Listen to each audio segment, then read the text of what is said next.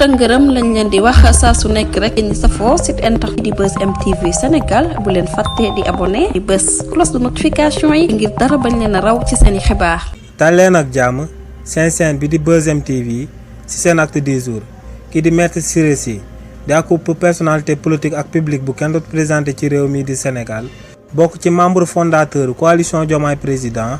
biral na ay kàddu ngaañ daal di koy jëmale ci jëmm kii di Mimi Touré. ci li ni mel buñ sukkandikoo ci kii di Ciré Sy ne ginnaaw ba mu desee une semaine ngir ñu daal di amal élection présidentielle 2024 ñu daal di génn ne si lañ soog a dalalee kii di Mimi Touré ci biir coalition Diomaye Président te ne lu waraloon loolee moom mooy que ne kii di Mimi Touré ginnaaw ba ñu rëkkalee woon candidature am ndax mu woon a daal di am nombre de parrainage ci réewu Sénégal ne kookee da doon wër fépp ci àdduna bi ngir fexe ñu daal di reporter élection yi ci réewu Sénégal. nee nag sëgëm ba kookee demee ba daal di xam que ne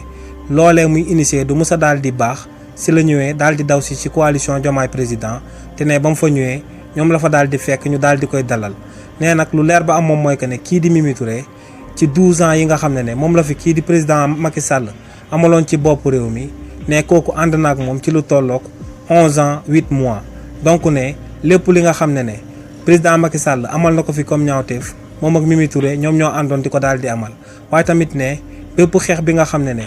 président Macky Sall xeexoon na ko président Bassirou Diomaye Diakhar Faye ne moom ak Mimi Touré ñoom ñoo àndoon di ko fi daal di xeex donc ne moom mënta sax daal di comprendre lu sabab ñu daal di jël kii di Mimi Touré daal di koy tabb mu daal di nekk coordinatrice di jiite coalition Diomaye Président te ne à part loolu kii di Mimi Touré day amal jëf yoo xam ne kenn mënu koo daal di comprendre ndax ne même ci groupe WhatsApp bi nga xam ne moom la leaderu coalition Diomaye Président yi daal di nekk kookee contrôle absolu la fa daal di amee ne day daal di dugal vocalam joxe information bu paree mu daal di tëj fépp foo xam ne nit mun na faa daal di waxee wala mu amalee fee akub commentaire nee nag li ni mel la kookee di Mimi Touré na ma daal di amalaat ci parti politique bu bees bi nga xam ne moom la son excellence président Bassirou Diomaye Diakhar Faye daal di samp te mu dippee ko kiiraay te ne loolee day gën a daal di continuer di xàjjatle kii di son excellence président Bassirou Diomaye Diakhar Faye ak leader authentique yi nga xam ne ñoom ñoo ko boosté woon ba dara du dara ne li ni mel moom moo war a sabab son excellence président Bassirou Diomaye Diakhar Faye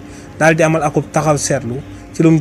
jël kookee di Mimi Touré daal di koy tabb mu jiital coalition Diomaye Président. ginnaaw li ni mel kii di Cheikh Ousmane Touré di akub chroniqueur bu kenn doot présenté ci réew mi di Sénégal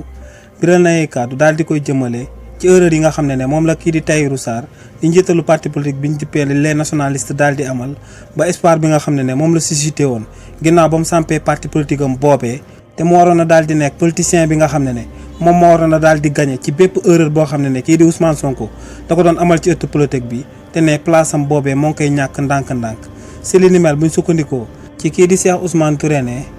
Tahirou Sarr ginnaaw ba mu dëggalee boppam daal di créer ak formation politique am demoon ci élection législative anticipée yi ñu daan amal ci réewu Sénégal ba daal di ciy génn ak benn plus fort reste mais li ni mel daa sababoon expert yi nga xam ne dañuy yëngu ci politique di ci xalaat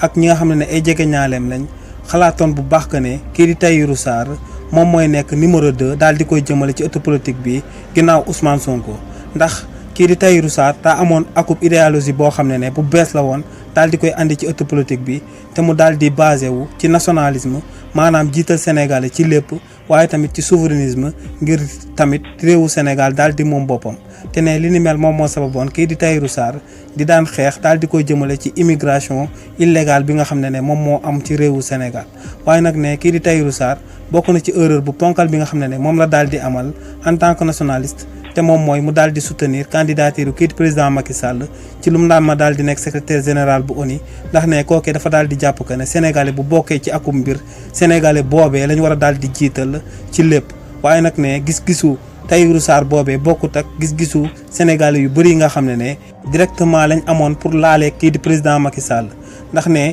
famille victime yu daal di nekk ci réewu Sénégal dañoo daal di jàpp que ne kii di président Macky Sall bu fekkee ne nit ku baax la kuñ mën a bàyyi ci liberté la kon war nañoo mën a daal di jël ñëpp ñi nga xam ne dañoo nekk ci kaso yi daal di leen fay bàyyi ndax kookee dafa daal di amal ci réewu Sénégal ay massacre daal di fi rey ci lu tolloo 80 personnes te ne loolee moom moo sabab ñu bëri nangul luñ woon kookee di Tahirou Sarr position boobee mu daal di jël. waaye tamit ne Tahirou Sarr ci dernière sortie bi nga xam ne moom la daal di amal dafa yëkkati tamit ay kàddu ŋaañ daal di koy jëmale ci ñi nga xam ne ñoom ñooy homme d'affaires sénégalais yu yëngu ci secteur privé bi. te ne munoo nekk akum nationaliste ba noppi bëgg a daal di critiquer ñi nga xam ne ñoom ñoo war a redresser sa économie. kon ne li ni mel day daal di tekk ne wóoluwoo ñooñee te ne akum nationaliste mënut a liggéey ak ñu dut ñoo xam ne ñoom la daal di bokkal dëkk. donc ne li ni mel nag moom moo sabab kookee di Tahirou Sarr ak sens yi nga xam ne moom la amoon ci ëtt politique bi ndànk-ndànk moo ngi wàññeeku. te ne bu continuer di topp yoonam bi nga xam ne moom la daal di topp boo moytut ci suux totalement la na ma daal di jëm. ginnaaw li ni mel kii di Abass Fall di actuel maire bu Dakar ginnaaw bañ tegee loxo ki ñu dippee làmmiñu daaru daal di ciy teg oustaz Thiep waaye tamit daal di ciy teg kii di Ndiaye Touba di ñetti militants yi nga xam ne ci parti bii di Pastef lañ daal di féetewoo kookee daal dina ci yëkkati ay kàddu ngaañ daal di koy jëmale directement ci jëmm son excellence président Bassirou Diomaye Diakhar Faye. si li ni mel buñ sukkandikoo ci kii di Abass Fall ne son excellence président Bassirou Diomaye Diakhar Faye ginnaaw bañ ko tegoon loxo ci réewu Sénégal ci février 2021 ginnaaw ba président Macky Sall nekkee woon ci bopp réew mi ne moom ci wàllu boppam soloon na dàllam daal di koy seet si. te ne son excellence président Bassirou Diomaye Diakhar Faye da doon yëkkati ay kàddu ngaañ daal di koy jëmale ci nu yoonu réewu Sénégal di daan jëlee doole di ko jaay ñoo xam ne defuñ lu dul daal di wax seen xalaat ci réewu Sénégal. donc ne kon son excellence président Bassirou Diomaye Diakhar Faye bu nekkee président de la république ñu daal di teg ay loxoy nit si luñ daal di àddu jëmale ko ci ëtt politique bi ne loolee honoré wul démocratie am waaye tamit ne loolee honoré wul liberté d'expression bi nga xam ne moom la daan woote ginnaaw ba mu daan féetewoo waa parti bii di Pastef. ne lu leer ba am moom mooy que ne akub injustice totale lañ daal di nemmeeku ci dossier làmmiñu daaru oustaz Thiep ak kii di Ndiaye Touba ndax ne ñooñee ci bés bi nga xam ne moom la lañ daal di àndal convocation ne ci bés boobee lañ leen téye daal di leen di arrêté directement te ne loolee yoon mayu ko kenn.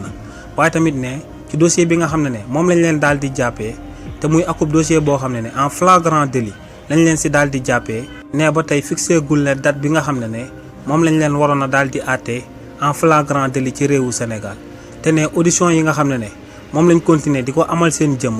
di ut yeneen preuve ne loolee day daal di tekk que ne dañoo bëgg a daal di jël dossier ñetti ñooñee daal di ko yóbbu ci instruction. te ne dossier boobee sénégalais bi nga xam ne amul benn expérience ci justice daal dinay xam que ne akub dossier en flagrant délit la ndax ne ñooñee dañoo daal di wax jaarale ko ci xarale yu yees yi ñëpp daal di leen di gis. te ne loolee bu ko nit amalee flagrant délit la daal di amal. donc ne moom lu muy daal di sàkku daal di koy jëmale ci dossier boobee nga xam ne dafa concerné ñetti militants yu daal di bokk ci parti bii di Pastef moom mooy yoon daal di ciy tëddee njaaxaanaay. ne saraxuwuñ ne waxuñ ko ne ñooñee forcément tooñuñ waaye ne luñ bëgg moom mooy yoon bi nga xam ne moom mooy àtte mu daal di jaarale mbir mi fu mu ko war a daal di jaarale. kàddu yi ni mel la kii di Abass Fall di actuel maire bu Dakar daal di biral daal di koy ŋàññee son excellence président Bassirou Diomaye Diakhar Faye ci arrestation arbitraire yi nga xam ne moom lañ nekk di nemmeeku ci gouvernance am. lii lañ leen andiloon comme actualité ñoo ngi leen di jox dig daje ci yeneen i mbir incha allah. sant ak ngërëm lañ leen di wax saa su nekk rek ñi safoo site internet di Buzz M TV Sénégal bu leen fàtte di abonné di bës cloche de notification yi ngir dara bañ leen a raw ci seeni xibaar.